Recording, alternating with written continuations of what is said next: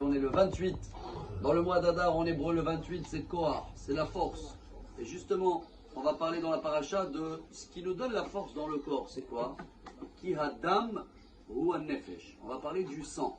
On sait très bien que à l'époque, dans le Talmud, ils allaient de temps en temps tirer un peu du sang, enlever le sang pour renouveler le système du corps humain.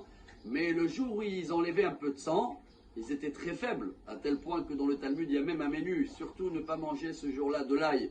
Il y a une histoire avec Rabbi Elazar ben Pedat, Shabbat, je crois pas, 156, qu'il a mangé de l'ail ce jour-là, il s'est évanoui. Alors, enlever le sang, ça veut dire enlever la force.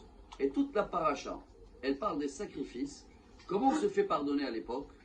C'est pas quand on amenait le mouton et le Kohen il faisait la shrita, c'est pas encore pardonné. Même après qu'il mettait la part qu'il fallait brûler, il y avait une partie, des fois c'est holocauste, tout est pour Dieu, des fois il y a une partie shlamim, une partie pour le Kohen, le zroa, des fois il y a une partie pour le monsieur qui a amené le sacrifice.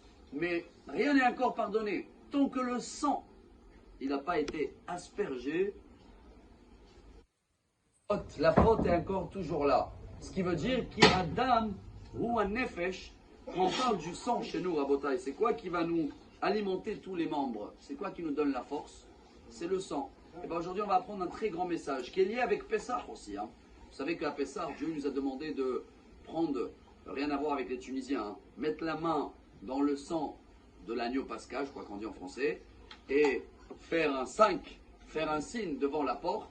Vera'iti et hadam ou passarti alechem.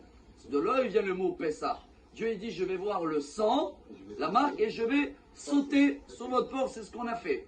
Alors, cette histoire de sang, Rabotai, regardez ce qu'il dit le Maïmonide, le Rambam.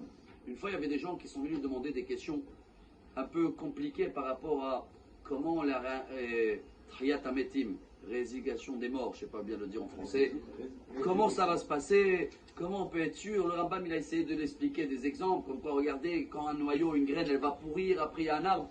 Mais ils n'ont pas bien compris. Il les a dit, dites-moi, vous ne mangez pas cachère, ou vous avez mangé quelque chose qui n'est pas cachère. Et là, le Rambam, il nous apprend quelque chose de très beau, chers amis. À Pessah, qu'est-ce qu'on fait en fin de compte?